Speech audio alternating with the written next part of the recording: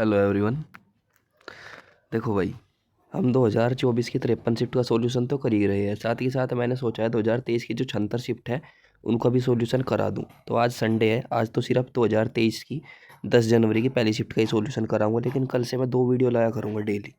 ठीक है, ये मेरा प्रॉमिस है, अपने प्रॉमिस को पूरा करूँगा मैं। ठीक, एक तो आएगी 2024 की, किसी भी शिफ्ट की आए, एक तो उसकी आएगी और एक 2023 की, मतलब दोनों सालों की 2 वीडियो डेली। ठीक है, पहले क्वेश्चन पर चलने से पहले इतनी सी रिक्वेस्ट है, आपसे रिक्वेस्ट ही करना चाहूँगा। ठीक है, आप वीडियो को काफ़ी प्यार दे रहे हैं, सभी लाइक कर रहे हैं, कमेंट भी कर रहे हैं, सभी बात है, लेकिन वीडियो को प्लीज़ पूरा देखा कीजिए। ठीक है, सिर्फ इतनी सी रिक्वेस्ट है आपसे। चलते हैं पहले क्वेश्चन पर। देखो, इस क्वेश्चन में आपसे एवरेज स्पीड निकालने के लिए बोला है।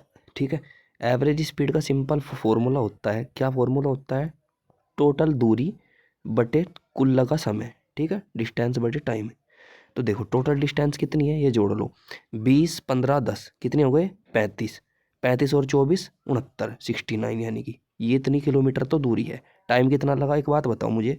20 किलोमीटर मुझे जाना है 5 की स्पीड से, तो कितने घंटे लगेंगे? भाग दूंगा तो 4 घंटे लगेंगे भाई। ठीक है, तो 4 घंटे यहाँ पर लगे, ऐसे ही 5 घंटे आगे, फिर यहाँ पर भी 5 घंटे लगे, और नीचे फिर 4 6 24 6 घंटे। टोटल कितने घंटे लगे? 10 और 10 20।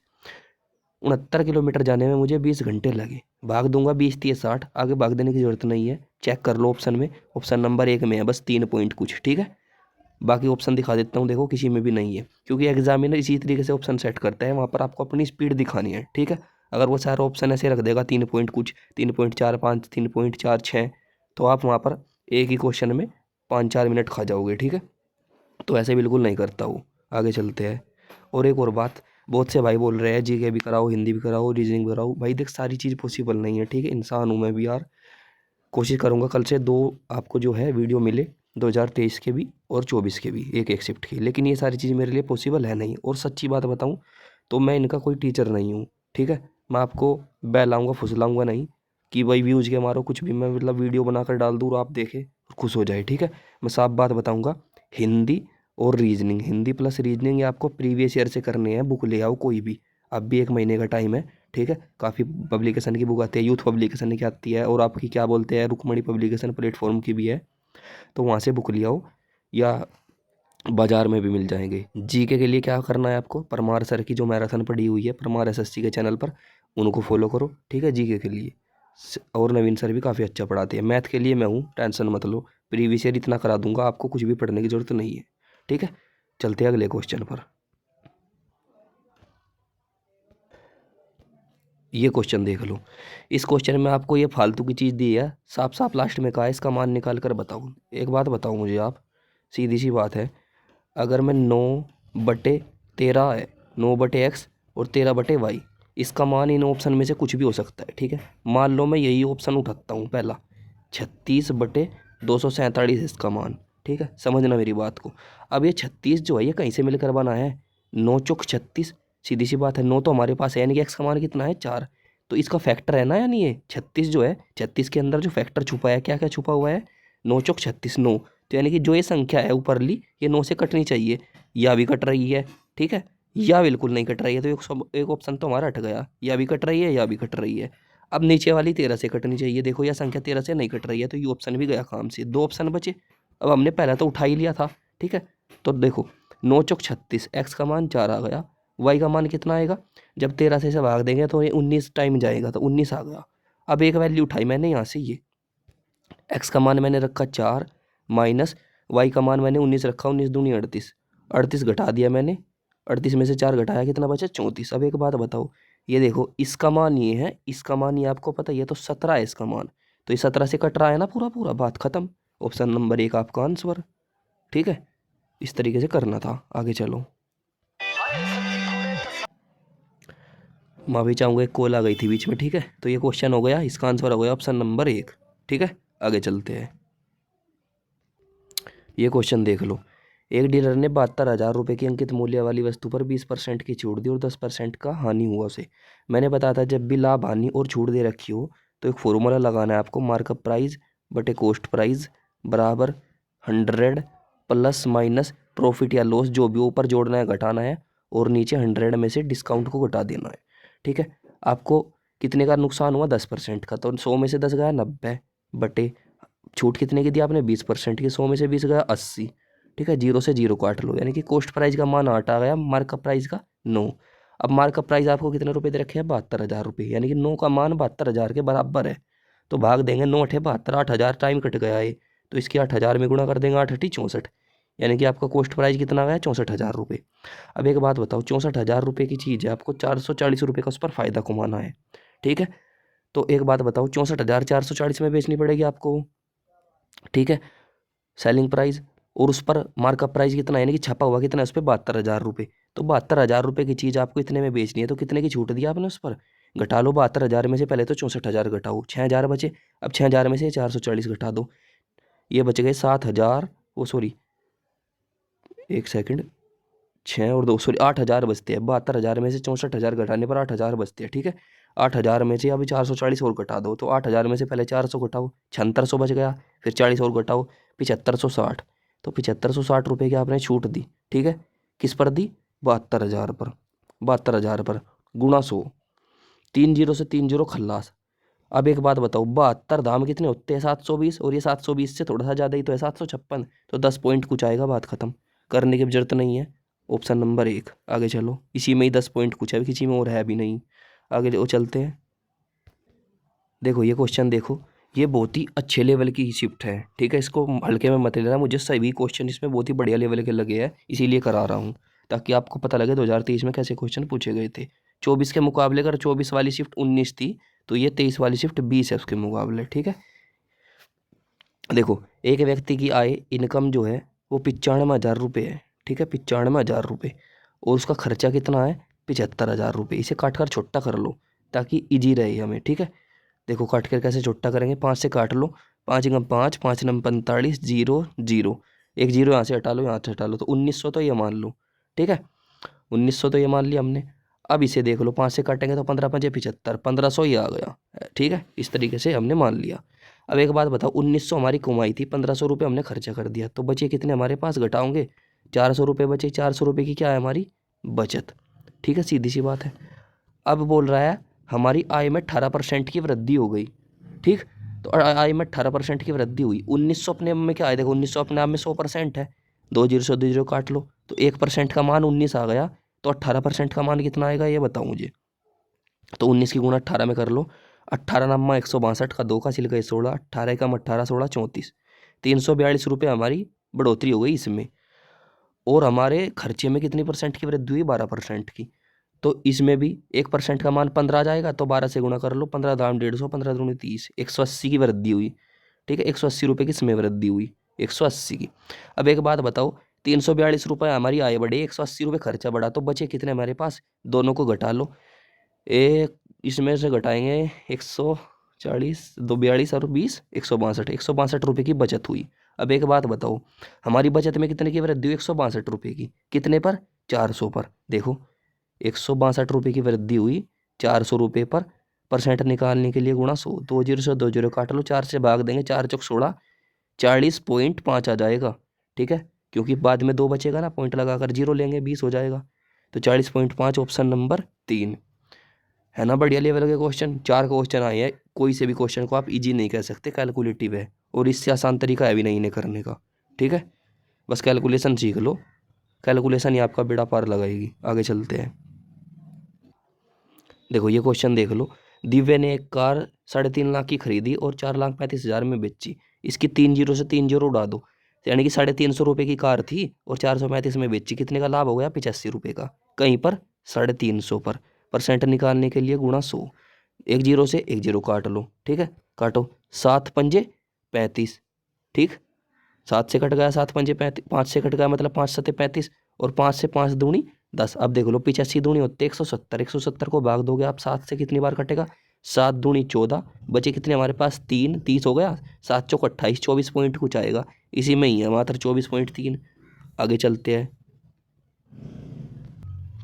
देखो ये क्वेश्चन देखो, एक लंबवृत्तीय बेलन का व्यास 14 सेंटीमीटर, यानी कि त्रिज्या कितनी हो जाएगी? 7 सेंटीमीटर, व्यास का आधा, ऊंचाई 2 सेंटीमीटर है। इसके वक्र पृष्ठ क्षेत्रफल और संपूर्ण पृष्ठ क्षेत्रफल का जोड़ना हमें दिया गया है कि ये जोड़ के बताओ कितना होगा।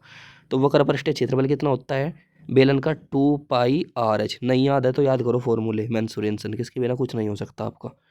संपूर्ण पृष्ठीय क्षेत्रफल कितना होता है 2πr/h प्लस r, ठीक है, ये होता है आपका संपूर्ण पृष्ठीय क्षेत्रफल। अब देखो इसमें 2πr कॉमन है, इसमें भी 2πr कॉमन है, तो 2πr तो कॉमन ले लिया, बचा क्या इसके पास एक h बच गया, ये अंदर ले जाओ इसी h के पास, तो कितने हो गए 2h हो गए प्लस r।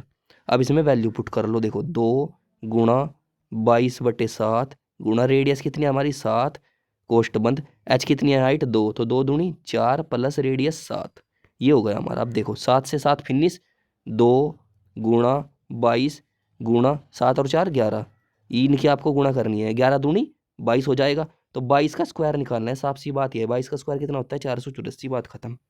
आगे चलते हैं, देखो ये क्वेश्चन देखो, क्वेश्चन नंबर 7। एक शहर में बालुओं की जनसंख्या हर साल 3% बढ़ जाती है, मतलब मान लो पॉपुलेशन आज इतनी है, हर साल 3% बढ़ जाती है, ठीक है, 100 से हो जाती है 103, फिर कितनी हो जाती है अगले साल 100 से 103। ये पूछ रहा है वर्तमान में बालुओं की जनसंख्या इतनी रह गई, ठीक है। क्वेश्चन को आपको मतलब एक ही बार पढ़ना है, वहाँ पर ऐसे नहीं कि आप एक क्वेश्चन को 3 बार पढ़ो और टाइम वेस्ट करो, एक बार क्वेश्चन को पढ़ रहा है, एक बार में ही समझ लेना है और करना शुरू कर देना है। आज के टाइम में कितनी होगी पॉपुलेशन 21,218, पूछ रहा है ये पहले पॉपुलेशन बताओ कितनी थी, ठीक है। आपके पास दो तरीके हैं, दोनों तरीके से समझा दूंगा, वो आपकी मर्जी है आप किस तरीके से करोगे, ठीक है। देखो सबसे पहले 103 से काटो, कितनी बार कटेगा 103 दूनी 206, 6 बचे 618 हो गया, 100 का 600 3 चंग 18, यानी कि 206 बार कट गया। फिर 103 से 2 बार कटेगा, अब ये कितना हो गया 100 गुणा 100 होता है 10,000, 10,000 की गुणा 2 में करेंगे 20,000, बात खत्म। 20,000 आपका उत्तर ये रहा। एक तो तरीका ये हुआ, दूसरा तरीका ये है आप ऑप्शन से उठा उठा कर भी कर सकते हो, ठीक है। ऑप्शन से उठाकर कैसे करोगे, देखो 20,000 है, 20,000 में पहले साल 3% की बढ़ोतरी हुई, 20,000 का 1% कितना होता है खुद बताओ 200 होता है ना, तो 3% की बढ़ोतरी हो गई, तो 300 मतलब कितना हो गया, तो होती है 600 की बढ़ोतरी हो गई, यानी कि कितना हो गया पहले साल 20,600। फिर अगले साल क्या हुआ, फिर 3% की बढ़ोतरी हो गई, 1% आ गया ये 206, 206 दिए कितने होते हैं 618, 618 इसमें और जोड़ दो, बात खत्म। 618 ही तो जोड़ने थे इसमें, तो ये हो गया। बताओ इसमें कुछ करना था आपको 21,218, तो आप ऑप्शन से भी कर सकते थे, मैं तो वहाँ अगर सच्ची बताऊँ तो ऑप्शन से ही करता मैं, क्योंकि मैं चीज़ों को देख लेता हूँ, आप भी देखना सीखो, ठीक है। ये यहाँ से यहाँ तक बढ़ रहा है, आप समझो चीज़ों को, ठीक। आगे चलते हैं, देखो ये क्वेश्चन देखो ध्यान से, कहा है 180 रुपये में 40 पेंसिल खरीदी और 180 रुपये में 2 दर्जन पेन खरीदे, पेन और पेंसिल के मूल्य के बीच अंतर। देखो 180 रुपये में कितनी पेंसिल खरीदी 40, यहीं पर काट लो, 4 से 0 से 0 कटा गई, 4 से भाग देंगे तो कितने बार जाएगा, ये जाएगा आपका 4.5 बार, 4 चौक 16 होते हैं ना, 4.5 रुपये की आ गई एक पेंसिल। अब 180 रुपये में क्या करा उसने 2 दर्जन पेन खरीदे, एक दर्जन में होते हैं 12, तो 2 दर्जन में 24 पेन खरीदे, 6 से काट लो, 6 चौक 24 और 6 18, 30/4 आ गया, भाग दोगे 30 को 4 से तो 7.5 आ गया, तो 7.5 रुपये का एक पेन आपका और 4.5 रुपये की पेंसिल, तो अंतर कितने का आ गया 3 रुपये का, बात खत्म। आगे चलो,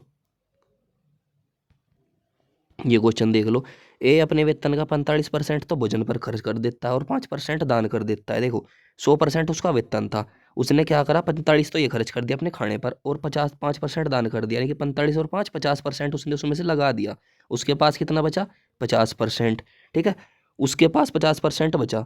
अब वो कह रहा है भोजन और वृद्धाश्रम पर उसने 28,500 रुपये खर्च कर दी, तो कितने खर्च करे थे उसने 28,500, यानी कि 50% खर्च कर दिया था, तो बचा कितने उसके पास 50%, यानी कि कितना बचा होगा 28,500 ही तो बचा होगा, बात खत्म। ये उसका टोटल वेतन था, 28 दूनी 56,000 और 500 500 1,000 57,000, बात खत्म।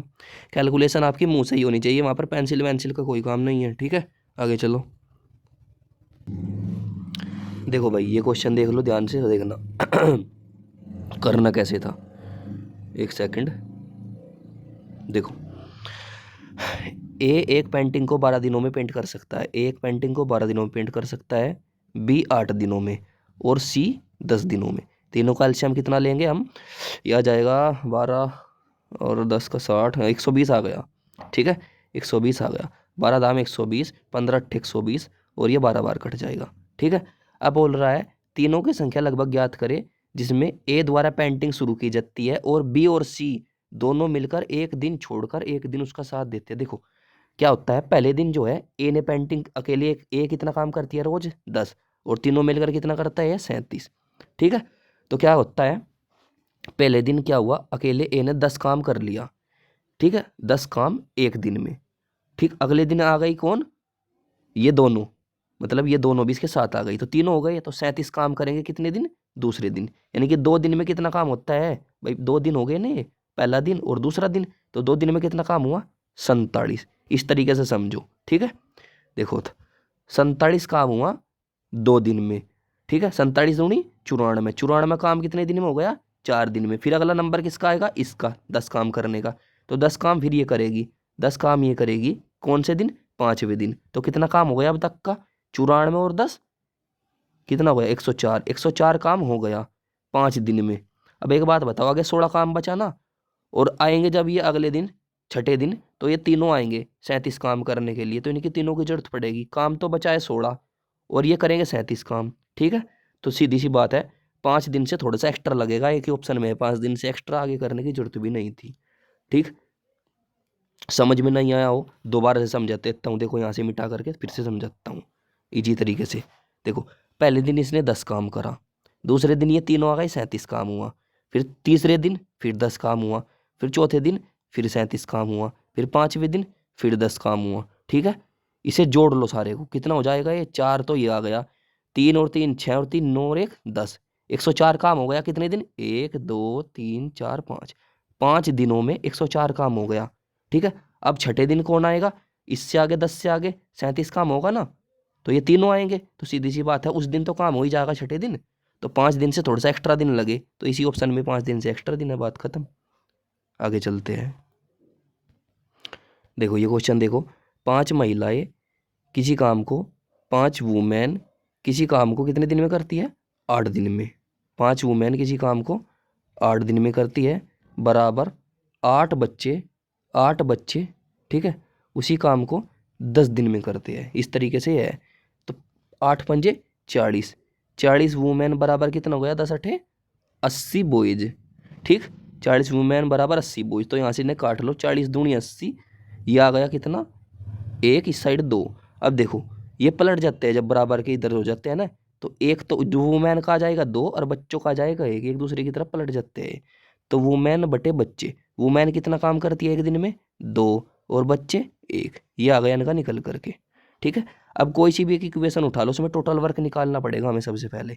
मान लो मेरी मर्जी है, मैं इसे उठाऊंगा 40 वुमेन को, तो 40 गुणा डब्लू का मान कितना है 2, 2 को क्या है 2 काम करती है रोज, एक औरत 2 काम रोज करती है, तो 40 दूनी 80, टोटल काम कितना है 80। ये 80 काम करवाना है अब हमें, किससे करवाना है, 2 महिलाएं 4 बच्चे से, 2 वुमेन प्लस 4 बच्चों से। ठीक है, तो वुमेन की एफिशिएंसी कितनी है, वुमेन की एफिशिएंसी है मेरे भाई कितनी 2, तो 2 दूनी 4, तो यहाँ पर हो जाएगा 4, और बच्चों की एफिशिएंसी कितनी है 1, तो ये तो 4 ही रह जाएगा ऐसे ही।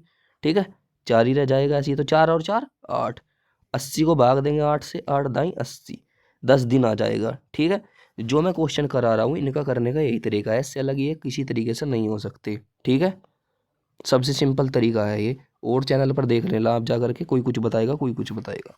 आगे चलते हैं। देखो इसमें हमें चतुर्थानुपाती निकालना है।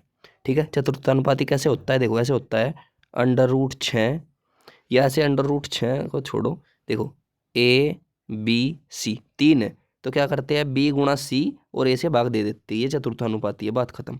ठीक है, तो देखो √8 को ऐसे लिख दूं, 2 गुणा 2 गुणा 2। ठीक है, तो ये जोड़ा बाहर आ गया, स्क्वायर बनेगा 2 का, तो अंदर क्या रह जाएगा, अंदर सिर्फ रह जाएगा 2, तो ऐसे लिखे जाएगा ये 8, समझाने के लिए बता रहा हूँ, 2√2। ठीक है, गुणा 21 को कैसे लिखो, √7 गुणा √3, 21 ऐसे लिख दो, और नीचे है 6, इसे भी ऐसे लिख लो, √2 गुणा √3 6। ठीक है, इस 3 से ये 3 कट गया, इस 2 से ये √2 कट गया, कितना बचा 2√7, बात खत्म। इस तरीके से करना था। आगे चलो, ये क्वेश्चन देख लो, एक कार 5 घंटे में 240 किलोमीटर की दूरी तय करती है, वह अपनी सामान्य गति से अधिक गति से यात्रा करती तो उसकी कितना ज़्यादा टाइम लेती है पूछ रहा है। देखो 240 किलोमीटर जाना है उसे, 5 घंटे में वो गई, तो 5 चौक 20 और 5 अटे 40, ये उसकी स्पीड आ गई 48 किलोमीटर प्रति घंटा। बोल रहा है अगर इसकी आधी से चलती, आधी स्पीड से चलती, ठीक है, यानी कि 24 किलोमीटर प्रति घंटे की स्पीड से जाती, सीधी सी बात है। तो 240 किलोमीटर जाने में अगर 24 की स्पीड से जाती तो कितना टाइम लगता, 10 घंटे लगते, सीधी सी बात। तो पहले लग रहे थे 5 घंटे, अब लग रहे हैं 10 घंटे। कितने एक्स्ट्रा लग रही है, कितना अधिक समय लग रहा है, ज़्यादा 5 घंटे। आगे चलो,